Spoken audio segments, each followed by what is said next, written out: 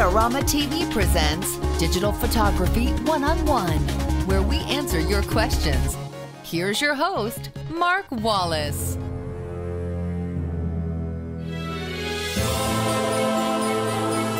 Welcome to this episode of Adorama TV. Well, that's right, it's our Halloween special, and we know trick-or-treating is just around the corner, and we've seen a lot of people writing in asking how they can shoot their kids while they're out doing the great trick-or-treating festivities. Well, we're gonna go on location with a couple of little cute kids and show you exactly how you can get great pictures at night using your camera and a built-in or on-camera flash. Well, here we are on location with my good buddies here. Here's Sean and Elijah, and they are very scary, ready to go trick-or-treating for Halloween. And I'm going to show you how to take pictures. These aren't my kids, but we have them on loan for this video shoot, which I think is a lot of fun. You guys want to say hi? No? Okay. Terrifying. So what we're going to do is we're going to talk about how this camera is set up. Now, you can do this with all kinds of different cameras. And the first thing that I've done on this camera is I have set it to my shutter priority mode. And the reason for that, I know you're probably thinking, wait a second, I should set my camera to aperture priority mode and open up my aperture because it's really dark outside and that'll let in a lot of light. Well, that's true, but the problem with that is your shutter is going to be really, really slow, and so all of your cool trick-or-treat photos are going to be all blurry. So we don't want that. So what I'm going to do is I'm going to put this on shutter priority mode, and then I'm going to set my shutter speed to a 60th of a second. Now, I know what you're thinking now is there's no way at night you're going to have enough light to shoot at a 60th of a second.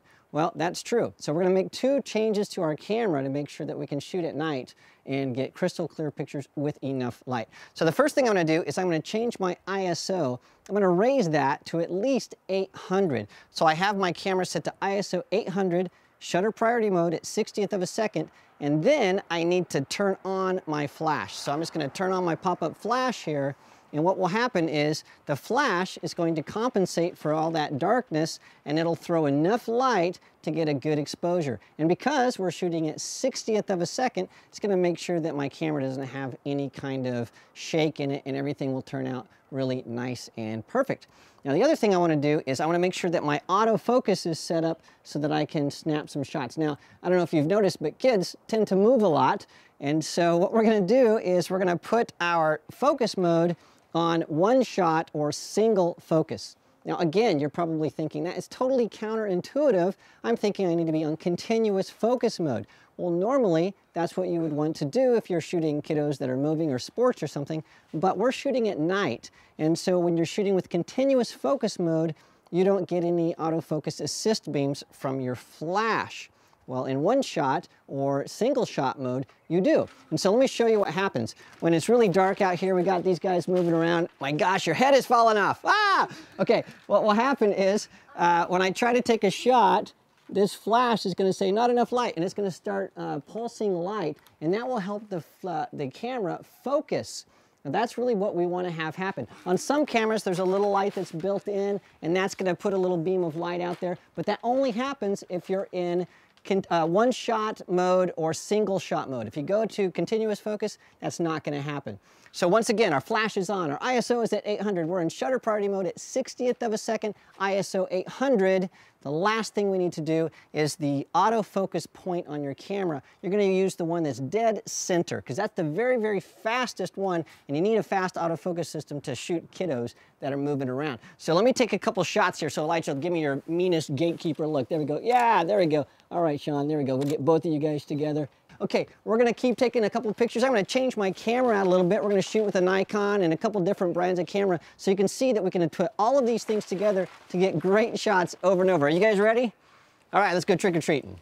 Well, I've switched cameras. Now I'm using a Nikon D90. I have it set the same way I had my Canon set. So I have it on single shot mode. I have the autofocus on. I'm using the center autofocus point. I have my ISO to 800, and I have my flash turned on. Now the thing with this camera that I'm using is a 50mm 1.4 lens. That's a lens that's great for low light situations because the aperture can really open wide and let in a lot of light. That's called a fast lens. So if you're looking for a new lens for shooting kids in low low light. Well, the 50mm 1.4 is terrific. You can buy them for every brand of camera. So we're gonna take a couple more shots, and then after that, I'm gonna show you another trick that you can use with any brand of camera, and that is adding an external flash for even faster focusing. So let me take a couple more shots of you guys. Why don't you stand really close? Okay, that is so crazy scary.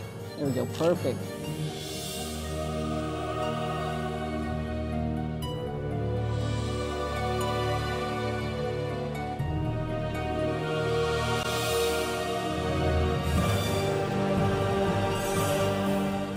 Okay, Mr. Gatekeeper, here's your key. Don't lose your head over it. All right, got it.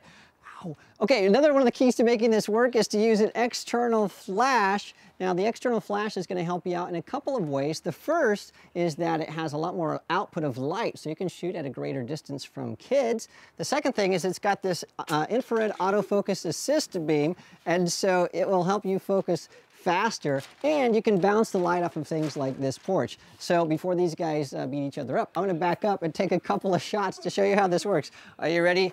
Look at me, you guys, crazy. Yes, there we go, great. Perfect. All right, and it works just like that. You can shoot really fast and get those trick-or-treat shots, and it works wonderfully. All right, time for more candy. All right, one last thing before we go that's important for you to remember, and that is with this configuration, if your camera's set up like this, sometimes you're gonna have shots where your kiddos are gonna look great, but the background is gonna be completely dark. And that's because the flash isn't gonna illuminate all of the street or whatever's behind them. It might be just too far away. That's okay, because I think I'd rather have shots of my kids that look great and let everything else go dark than have shots that are totally blurry, out of focus, orange, or just look disgusting that I can't really use. And so remember, if you have dark backgrounds, that's just sort of par for the course. Well, thanks for joining me this week on our special trick-or-treat session. Did you guys have fun? Yes, okay, we're gonna show you some more shots that we took of these guys and show you how it looks.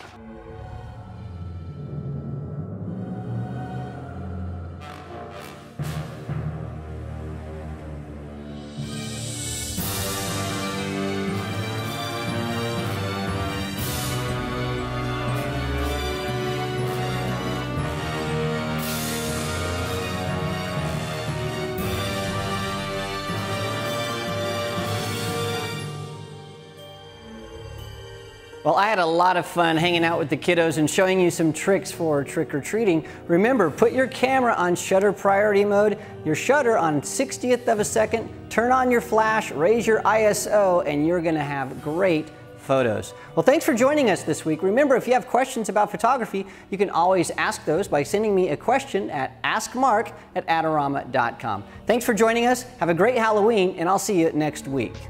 This episode is brought to you by Adorama TV. Visit the Adorama Learning Center where you'll find photography tips and techniques, links to the gear used in this episode, and related videos. For all the latest photography, video, and computer gear, visit Adorama.com.